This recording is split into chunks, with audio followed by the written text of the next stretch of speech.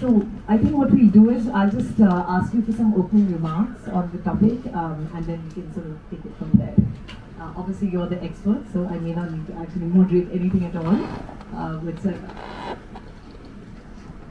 Thank you very much. Hello. It's a very interesting subject. When we are posted abroad, mostly all up to. Hello. Yeah, that's better. When we are posted abroad in the missions, of course, we have a lot to do with civil aviation issues. Essentially, when I was looking at the subject, which emerges from the book, there are three things. There are times the foreign ministry's interests converge with those of civil aviation.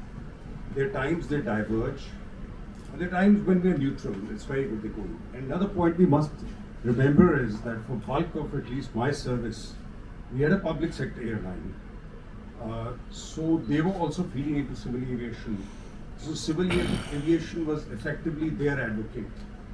So you were really into an interministerial thing when you talked to Air India or you wanted Air India to make a concession. For instance, I'll give you one example.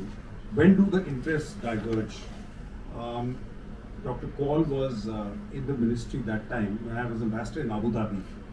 And we were trying to bring the United Arab Emirates government, particularly Dubai, to sending many of the criminals who had taken refuge there back to India, and they wouldn't do it because Pakistan would step in.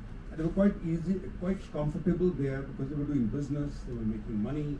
As long as they did not create any problem, they would give them protection and let them stay there. So slowly I had begun bringing them around to a point. Now what is it that will make Dubai work? They wanted entry points into India. And I remember Civil Aviation Ministry were very upset. Said, but you're not thinking of Air India. What happened to Air India? Poor little Air India, which doesn't have enough planes. And you let this monster into our country. Now how do you do that? At the same time, you want to start bringing those terrorists and criminals in. So then the Deputy Prime Minister came in, went to PM's house, then Mr. Advani stepped in. Then I had to push and push and push, and finally we got Chennai for them. They're very happy, but we had Air India Civil Aviation very, very upset with me that the ambassador is only thinking of this, not thinking of Air India.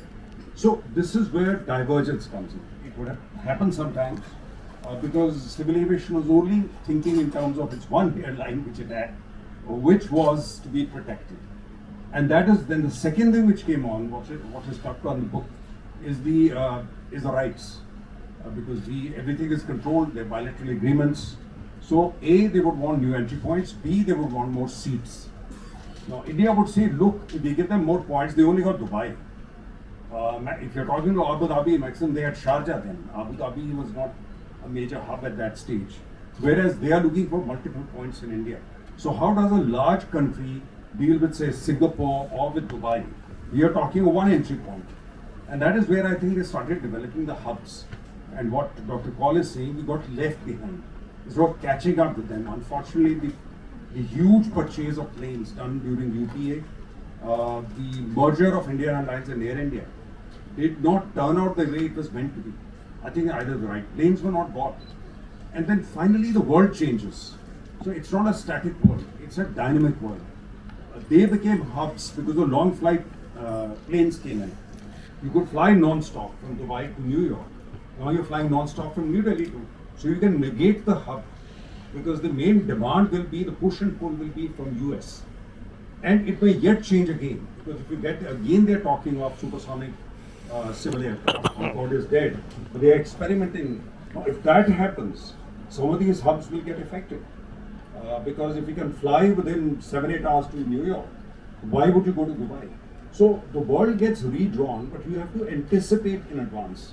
And that's where I think the working together of your foreign policy, etc. Now the second thing is, when do the interests converge? Very often in small countries, we would say, you need a flight here. It would be very good for us. And there is the chicken and egg thing. Latin America was very badly connected, still is very bad. Of Security Council in 4 countries, Japan, Germany, Brazil and India. But when you want to say, do we get to Brazil, how do we get there? Then the airlines will say, but there's no business. Now they will say the business will come once the airline is there. You can't do everything. So then the chicken and egg thing starts up. No, that is where the incentives, what Dr. Paul is talking about many times, that is where you have to incentivize. Where you put up a service, not because it's economical, because it opens a new door, it's an important country, and you're looking at it as a major supplier in future as a major commercial partner. So that is where then some push is required, because the airline or civil aviation may not be interested in that. Certainly the private airlines would not be interested. And then there is a neutral thing. You know, where they're going somewhere, external affairs don't have a view, to ASEAN. Essentially, last point, what he has said is that he's essentially looking at trading blocks. There's the ASEAN 10 countries here. Then you have within the Gulf, Chabahar and so on and so forth. Last point I want to make is, for instance, now I come from Punjab, I've been spending time there looking at the politics of Punjab. Punjab is landlocked, Haryana is landlocked in that sense. Now, when you bring about, say, a new green revolution, the Prime Minister talks about doubling the income. The income can't double by itself.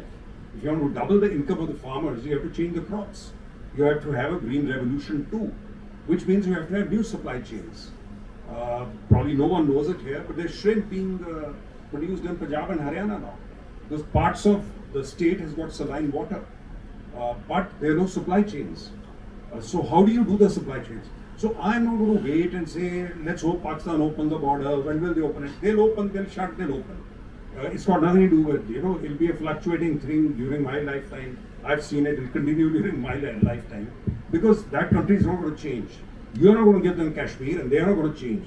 So you go off and on. So your strategy can't be based on a fiction that, the door will open. Manishankar Iyer had gone there on the 14th with 20 guys with candles, 20 came from that side. It's not going to change.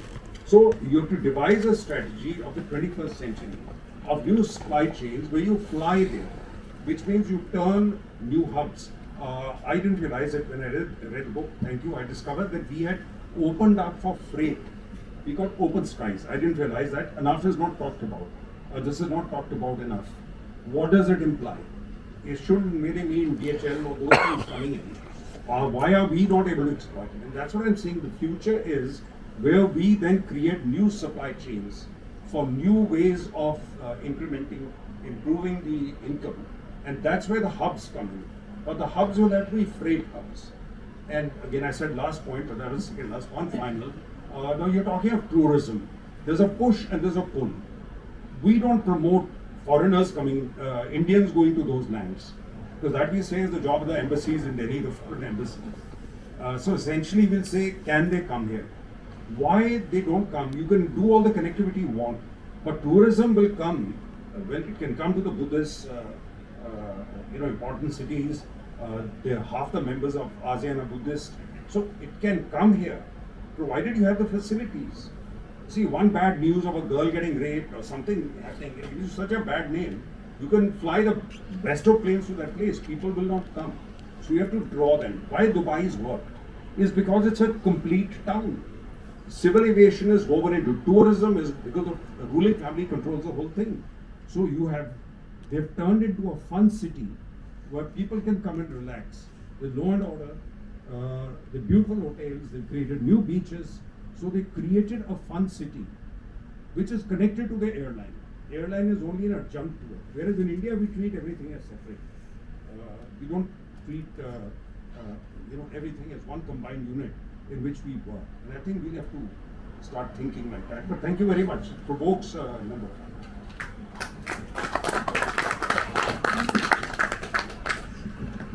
Thank you very much. And I think a lot of ideas have been provoked and very interesting point.